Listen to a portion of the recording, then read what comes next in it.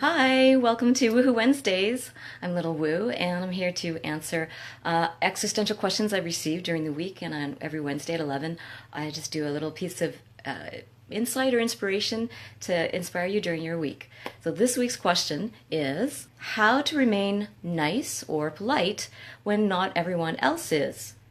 Example, opening the door for someone and giving directions when asked, yet people just turn and just walk away without saying thank you.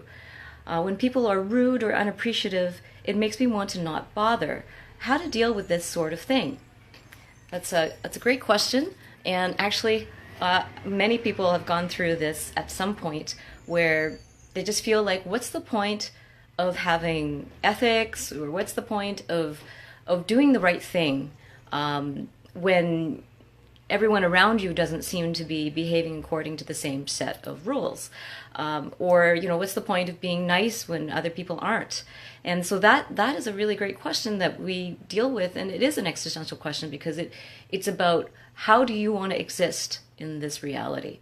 If you look at how other people behave, it sometimes makes you feel like, well, if I hold myself up to this higher standard and no one else does, is there really a point to holding yourself up to that standard? Is there a point to making that extra effort to be nice, or making that extra effort to tell the truth or to do the right thing? So I would say that in this world, you are a conscious creator, and whatever you create is first of all for you. So if you have this idea of what's the right thing to do? What's the kinder thing to do? What's the more loving thing to do? The moment that you have that awareness, and some people, well, I've always been aware of that, even since I was little. Well, then you're blessed to be awake to these principles at a very early age. And we all meet those principles at some point in our life, and we awaken to them in different ways. Sometimes it's through heartache, sometimes it's through a lot of pain, sometimes it's through mentorship, inspiration from really positive role models. There's all kinds of ways where we come across that awakeness, where we realize, oh, I think that is a more loving thing to do, or that is a more beautiful thing to do. So like the aesthetics of our actions. So it's the beauty of our actions. It's not just a physical attractive thing. It's actually like an inherently beautifying experience of like, oh, it's more beautiful to open the door for someone. It's more beautiful to to call someone when they're not well, or just there's all these things that we start to think of, and the more conscious you are of it, then the more you have an aesthetic soul. And I think that is how I approach it, is that when you are aware of a nicer way to be, a kinder way to be, a more loving way to be, then it's really your aesthetic pleasure. And I don't mean aesthetic in a very superficial way, in a very deep, deep level. Your inner beauty comes from living, embodying, and doing all those things that you think of. And if nobody else around you thinks of it, it's okay, because it's really an expression of your soul, an expression of who you are. And you don't realize how that impacts the world around you.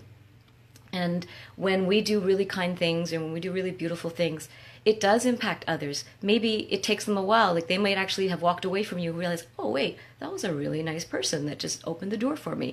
Or they may not notice it until way in the future, years later, after they've had other life experiences that help them awaken to kindness. Because a lot of people, if they've been traumatized, or they've dealt with a lot of abrasiveness in their life, they grow up in a very rough neighborhood, or whatever it is that's caused that abrasiveness, then softer gestures, gentleness, kindness, those things are almost invisible to them.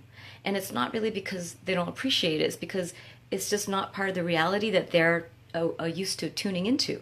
So when they do bump across levels of kindness or consciousness that is really loving, it's almost like you don't see what you're not tuned into. So one day when they tune into it, they will be more aware.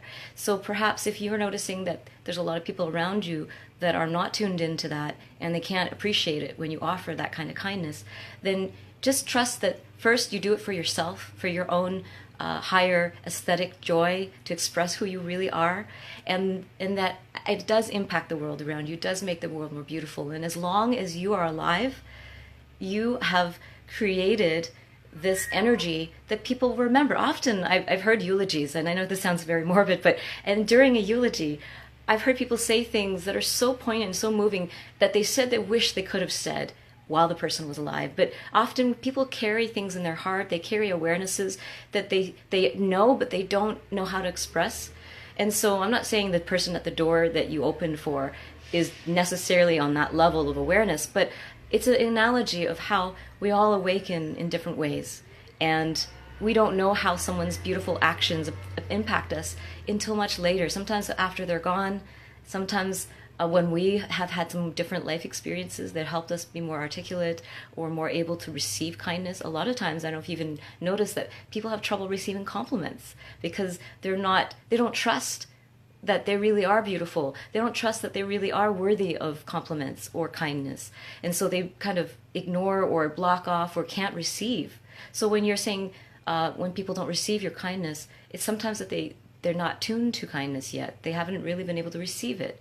And so it doesn't mean that you should stop, because every piece of kindness, maybe someone witnessed you from afar across the street, opening the door, and that made their day. They're like, oh, that just renewed my faith in humanity. You don't know what you're, in public or in private, whatever you do, this vibration of your love and your kindness just floats out into the universe. It really does. And it does impact others in ways that you can't measure. And even ways that are very tangible that someone else is witnessing, that's changing their day, they're changing their life because of what you've done, that maybe they never got a chance to thank you directly. So how many times I've heard, oh, I wish I had a chance to thank that person, because at the time I was just too frazzled or too lost in my own world to really be able to say something.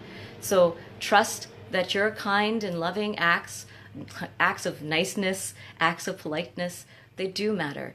And especially if you do it with heart, it does change the world. And someone out there is going to benefit even if they can't appreciate it right away. So I really encourage you to continue, as long as you have these ideas of what you'd like to do, to continue doing it, because for as long as you exist, you can make niceness real, you can make kindness real. And that's one way I approach it when people say, well, I don't really believe there's love in the universe. And I say, but you believe in the concept of love, like you have an idea of what love is, you have an idea of what kindness is. Even if you doubt that it is truly prevalent in this universe, if you have an idea, then as a conscious creator, you can create that energy while you're here. How many things have people envisioned that were only ideas in their head, and then they made them real? Whether it's like George Lucas, who had idea of Star Wars inspired by watching other movies, and then he decided to create the story in a visible way to show the world an alternate reality. And now there's more people who spend time thinking about Star Wars than maybe other things. So it's like it's become real in their consciousness because they took the time to make it real in their lifetime. So whatever you're here to make real, whether it's acts of kindness, acts of love, whatever it is, make it real in your lifetime. Even if you feel like nobody else values it, nobody else seems to recognize it or appreciate it. If you make it real by living it in your everyday life and just continuing believing it and doing it earnestly, doing it with your love, then that will be as real as Star Wars. Even if Star Wars didn't exist before, kindness can become real in your lifetime because of people like you and people like every human being. And I believe that everyone carries these deep aesthetic truths, this deep sense of ethical behavior that goes deeper than what's taught in a culture or society or an era. It's actually something deeply embedded within us, compassion and caring. And we're just finding different ways to care as we keep evolving. And so thank you is one way to show you care and appreciate and opening doors and doing kind things and all these things like the random hug, random acts of kindness, free hugs. All these movements around love are happening across the planet. So the more that you let go, also the second tip I would give is to let go of paying attention to how many people don't appreciate that action and just keep focusing on the rightness of the action. Because if you keep focusing on people that don't appreciate you, you're going to actually attract more of that. It really happens that way. Because I actually went through that very same experiences with doors. I would open doors for people and I would kind of be a little bit bothered when everybody just keep walking. But the less I focused on that and the more I focused on creating an experience for people and doing it for myself, then the more I started attracting people who would just turn around and say, wow, thank you so much. Or I would attract the opposite, or I mean, not the opposite, but something like similar, where I kept bumping into people who wanted to open doors for me. And in the most beautiful way, where they would actually be carrying all these groceries and they'd actually block the door open for me, or they would wait longer at the door even though I was, many yards away. They would still wait for me to walk through. So you start to attract people who even show you other levels of thoughtfulness and kindness that you haven't expected, because you didn't expect the negative opposite, where you didn't expect people to be rude. You actually were open to possibilities. So those two pieces would be the insights that I would suggest: to focus on doing it for yourself, and to trust that you're here to create something, an experience on this planet that is true to your heart. And then the second is to let go of those who can't appreciate, and trust that there's a reason why, that they're not conscious of your actions, and it's okay. You're not doing it for their appreciation anyway. And then the third is, if you let go of that, you'll start to notice more people being receptive and able to receive and being appreciative, even though that, again, is not the reason why you're doing it. I just want to thank, hi Shane, thanks for saying hi. I just want to see if anybody else can pop a little word in right now, because I can't tell who's on this call unless you type something. So if you want to say a few words hello, I just want to acknowledge you if you're here. Really appreciate it. Every Wednesday at 11 a.m. PST, I will be doing a live video to address an existential question that I receive. Hi, Tara.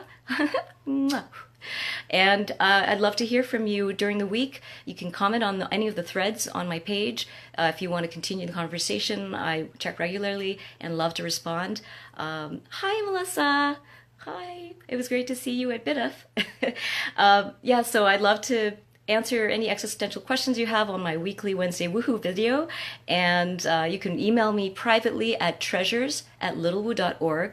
And I never identify the person who's written me the question, because the often even very personal questions become universal questions. I've gotten so much feedback from people that said, oh, thank you so much for answering that question that I'm currently dealing with. And it was like someone else's question.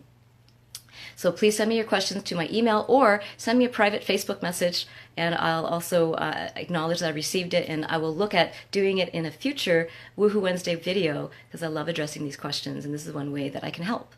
Hi, Leslie Ann. Please do share these videos with your son. Thank you so much, everybody, for saying hi. I love seeing the little messages on the screen. Even though I'm off the video shortly, I will keep responding to any comments or further questions on this particular topic on this thread. And please like my Facebook page if you want to see this live video notification come up on your newsfeed on Facebook. And I repost it on my website afterwards too, later this afternoon. I will talk to you next week at Wednesday, 11 a.m. Pacific Standard Time, and do send me your questions anytime, and at some point I would love to address it. Thank you so much. Mwah.